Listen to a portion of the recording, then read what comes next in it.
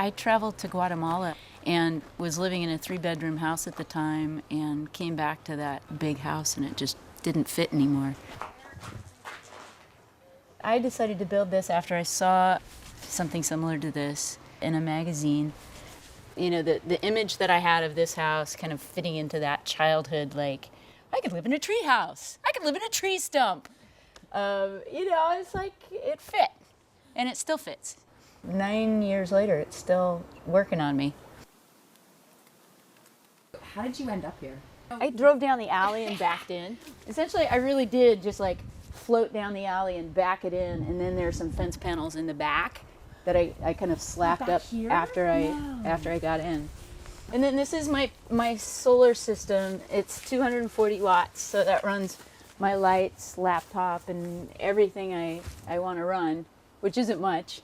This is the propane for my 1-burner stove and heater. It's pretty basic. I don't have running water. I don't have a refrigerator. I don't have a washer and a dryer. Is that hookup is just for solar that I see Yep. there? Mm-hmm. There's a pigtail so that I could plug it into a regular outlet if I needed to, but I haven't really needed to. And are you behind someone's house? Or Yeah, so my friends Hugh and Annie live in this house with their kids Kiva and Kellen. And then Hugh's Aunt Rita lived in this house. She actually just passed away. And that's been a huge adjustment for all of us. You know, it's like the backyard doesn't feel like quite like itself with Rita gone. So we're still figuring that one out. Hi. This is Annie. She lives in the big house. So you're the one who let this thing pull up in the backyard? That's right. Nice to meet you. Dee just said, can I pull up a small house in your backyard? And you...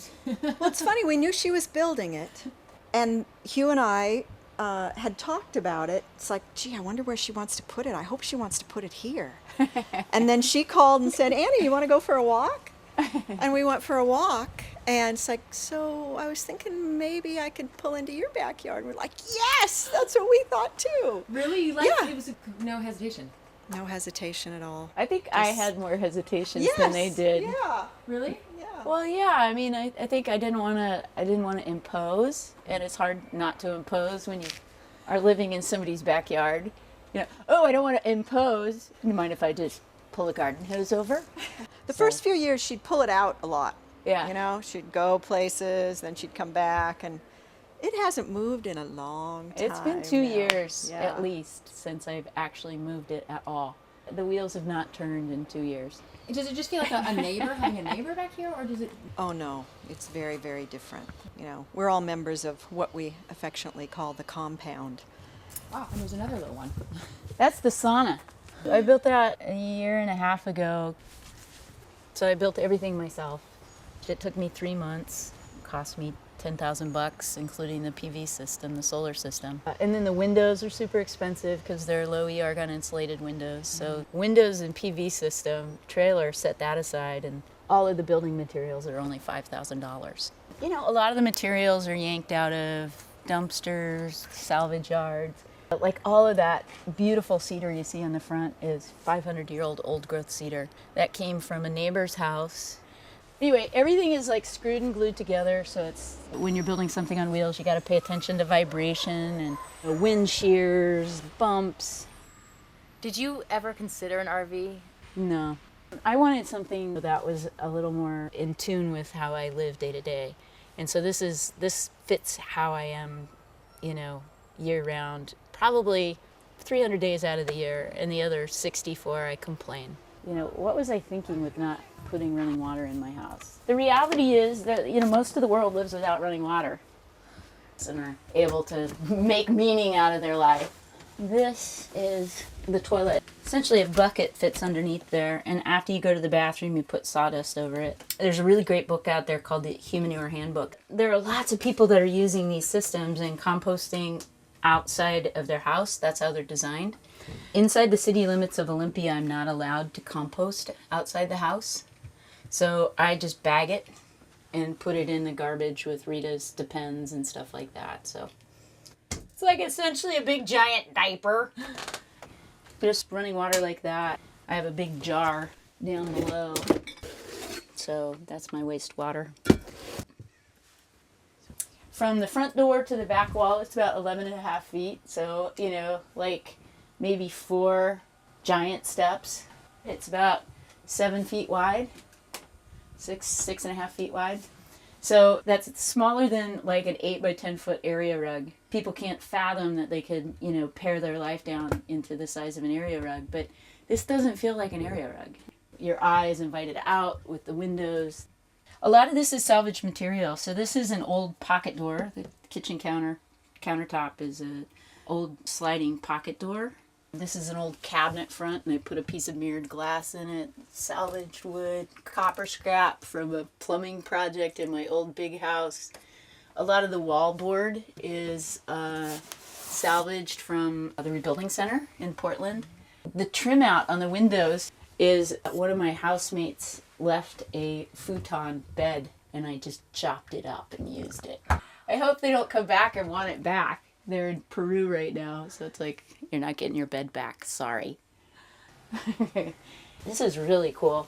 This is Port Orford cedar. This is a tree that was at Kellen's grade school that they had to take down.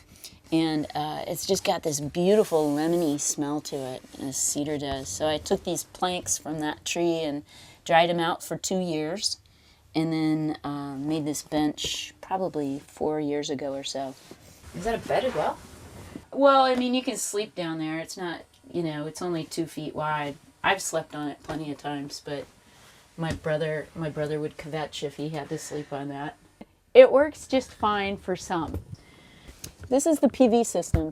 You know, I've got an inverter, so everything inside the house runs just like a regular house. So I can just plug in my laptop or plug in if there's something I need to run on regular electricity. This is the opening for what was going to be my propane refrigerator, and I measured wrong, so it became my shelving. I tried to get the refrigerator in there after I finished building everything, and it's just like, it's like, ah. So what do you use then? I have a blue cooler that I'll use. I am not using it right now because I've just been throwing stuff in Rita's refrigerator. Okay. Are you permanent to live back here? How does that work? You know, it's funny because things have changed since Rita died. They have a dispensation for caregivers.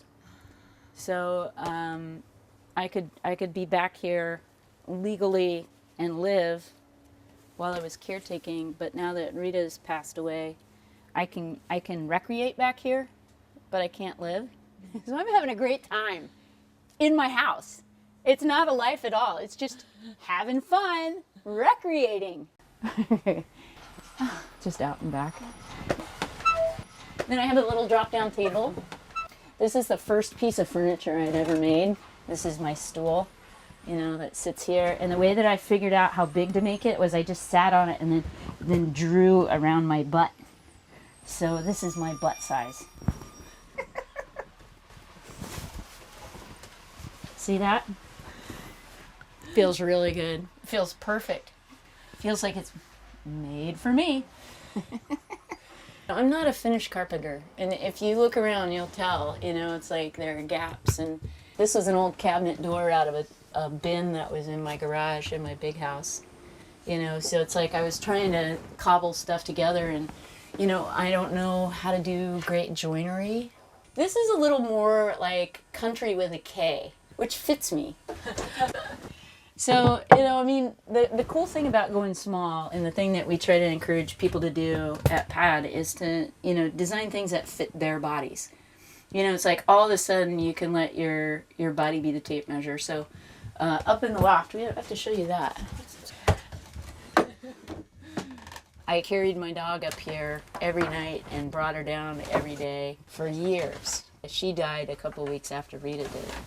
But you know, like trying to figure out how much room you need in the loft, a big part of it is, you know, how do you make the bed? You know, so all of a sudden the height from the top of your head to your knees becomes a really critical measurement. And that's not the same for everyone.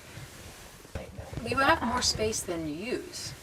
I got rid of most of my stuff when I downsized into this. That's the challenge. I mean, creep happens. You're going to get stuff. You know, stuff like photo albums, and I kept like this I was engaged to be married, and I kept the wedding announcement, for decades. And it's just like, finally I was like, I know that happened. I think I can let it go in writing. After a while, it's okay to let some of that stuff go, and to trust that there are things that, you hold inside you that are actually a lot more meaningful and deeper and broader than the photo or the piece of paper. And then the stuff that I have kept, a lot of it's functional, a lot of it is just stuff that I love. Like I got that picture in Hawaii years ago. I love rolling over and waking up to that.